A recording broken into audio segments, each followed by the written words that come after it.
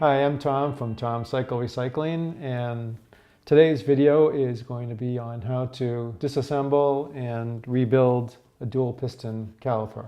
This is off of a 1982 Honda CB900F. There's calipers on other manufacturers' bikes that are very similar, so much of what I show you can be applied to those as well. Pistons have already been removed, and what's left is the piston seals and the sleeve and boots. So we want to get those off.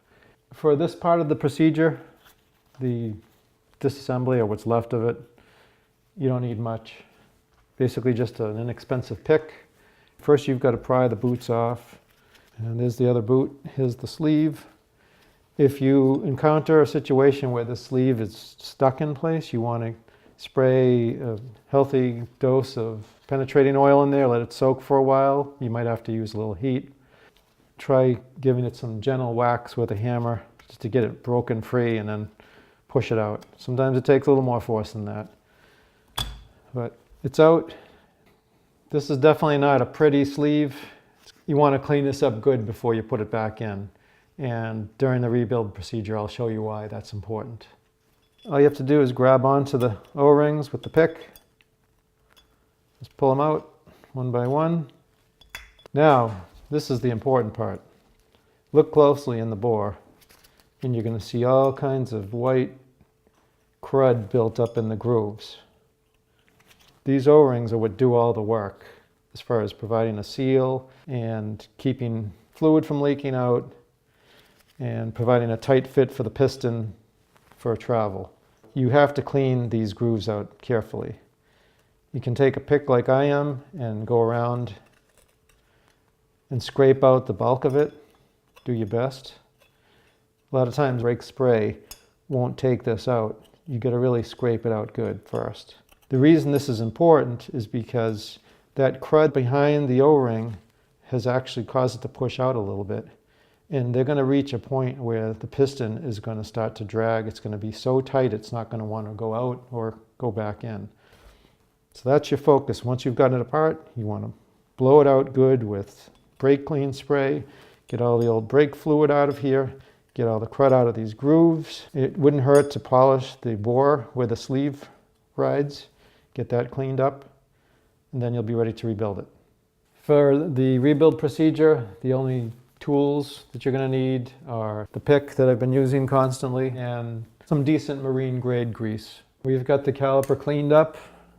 I refinished it. It's all ready to go.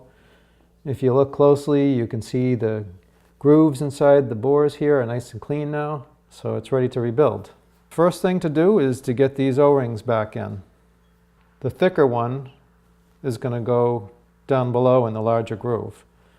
So you just have to get it started, work your way around a little bit, and pop it into place. And make sure it's seated properly, because the piston won't be able to ride in it if you don't.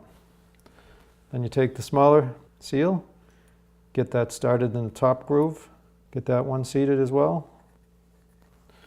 And repeat the procedure on the other side. Now, one thing I need to say right now is don't go using old O-rings when you rebuild these.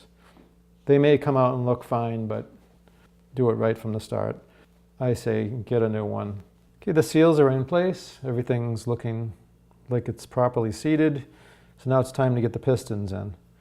Now, I'm going to say the same thing about pistons as I do about seals. If the pistons look good, fine, you can reuse them.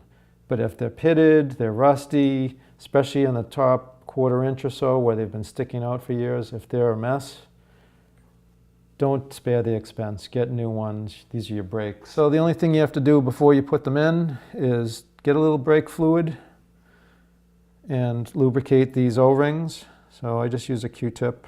If you're using a freshly painted or powder-coated caliper, you want to be careful not to get the brake fluid on the finish. You don't have to lubricate the bores because the piston is really not sliding in the bore, it's sliding in these O-rings. As I mentioned before, these are doing all the work. All right, we're ready to put the piston in. So you just want to get it placed over the hole. Try to get it nice and square. Start to push down. If it's not straight, it's not going to go in. Once it starts, it goes in. push it all the way in. There's the other one. Done. The reason I say push them all the way in is because now you've reduced the amount of airspace between the back side of the bore and the bottom of the piston. Okay, it's time to put the boots and the sleeve back in. So I'm going to start by taking one of the boots and putting it on the back side here. Just getting it started in the slot. Use my little pick to just finish it up. Take a little grease. Give it a little twist. Keep pushing. It's coming out now. At this point, just want to get the lip of the boot into the groove on that sleeve. So once it's in place and everything's in good order, you'll see this action. So that's the nuts and bolts of rebuilding a dual piston caliper. Thanks for watching. Hope to talk to you again soon.